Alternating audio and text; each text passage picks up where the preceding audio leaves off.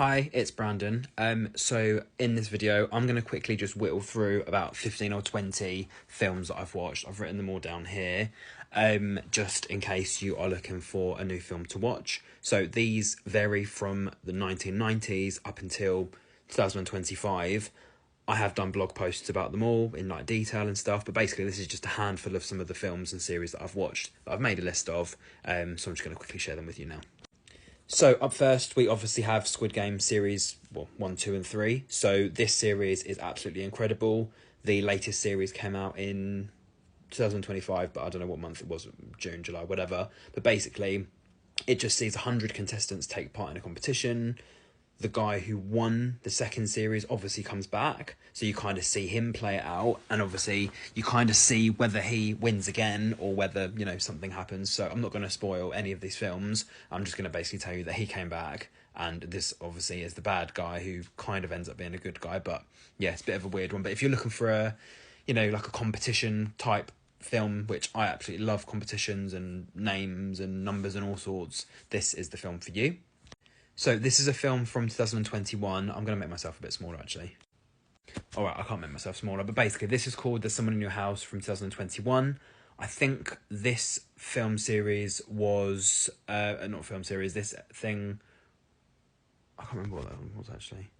Yeah, I remember what this film was. Basically, this was set in a school, and there was someone who we didn't know who was basically taking people out, so like just getting rid of them and ending their lives and stuff based on what they had done in their past. So this is obviously one of the main characters, and throughout the whole film it's a bit weird because you kind of think that it might be this person, and then you think it's that person, and then you think it's this person, and then at the end it's quite like, oh my goodness, like this person is the person that was doing it all. So it's basically like a young it's like a young, you know, school. People are on baseball teams, football teams, whatever. So yeah, like I said, it's the people that get targeted have a past of either saying bad things, doing bad things, changing their names, whatever. So it kind of just follows their journey, and eventually someone does survive and someone does end up being outed. So yeah, it's a bit of a weird film, but definitely go and watch that if you're into things that make you think. This is an amazing film. This is called Circle. This is from 2015. Basically, as you can see, everyone's just standing on a triangle. If they move off the triangle, they die. And after every minute, somebody gets shot and is basically dead. They're all just in a room, and they're all trying to work out why they're there. And even throughout the game, you know, there's all sorts of conversation that comes about, you know, people saying, oh, let's get rid of the old people, let's get rid of the young people, let's get rid of the white people, whatever. There's a couple, there's a little girl, there's a pregnant lady. So they're all just, there's just so many different characters. An army veteran, you know, people that don't speak English, they're like, actually get rid of those people out of the game. So it's a very political based game, basically. And they all have to try and work out why they've been put in that room. The ending is insane. And then obviously you see the winners from the games as well, because you've got to think there's about 30 people in this room. There's probably this going on in the other rooms as well. But yeah, again, absolutely love this film, so definitely would recommend this. Dark Game. So this is 2014. This is Ed Westwick. He is gorgeous. I think it was kind of like a cop detective type thing, trying to work out like who this bad guy was. He was basically hosting like YouTube type things online where he'd make people take part in challenges and obviously end their life. And somehow Ed ended up getting himself involved. So this guy knew that he'd been hacked into, and people from the police station were watching. So bit of a weird film. You do end up seeing some nice people get survived at the end, but yeah, the actual entire film is just a bit gory, really. So this is a film called The Grudge. I believe this was out in 2020. I actually watched this with my mate Becky and her family when I went up to visit her.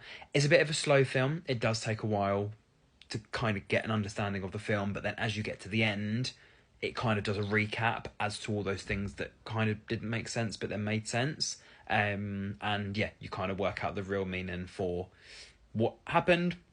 So yeah, The Grudge. Like I said, a bit of a slow one. It is a bit of a horror. So if you are into scary, horror, evil stuff, most of these are kind of horrors anyway. Definitely go and check that out as well.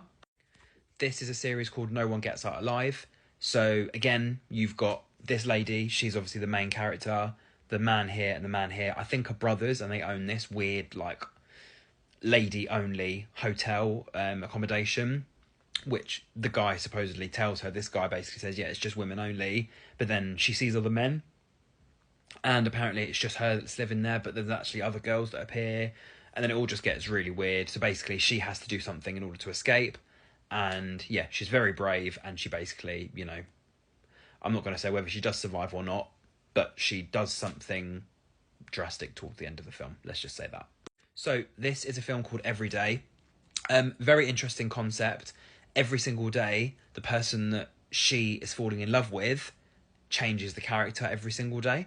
So it's not her body, it's a different body every day. Well, I don't know if it's him or her, I can't quite remember.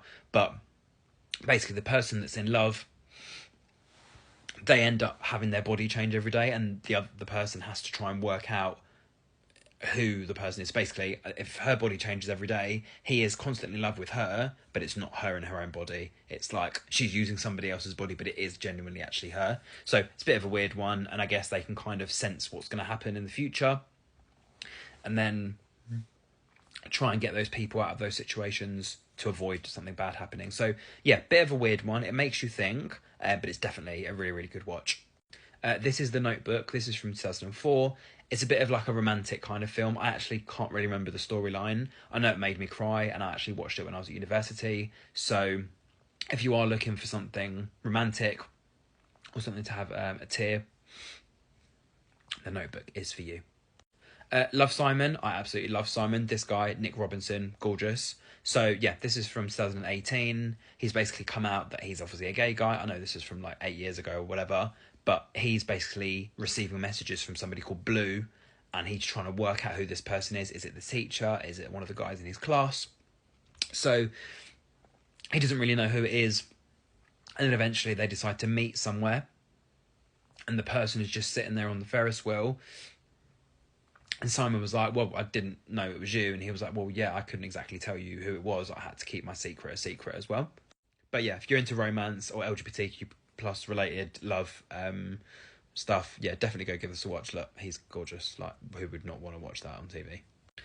This is called The Sixth Sense. So this was starring Bruce Willis back in 1999. So literally I was 1 year old when this came out, but I did watch it, I think, several years later, or I think when I was like 13, 14.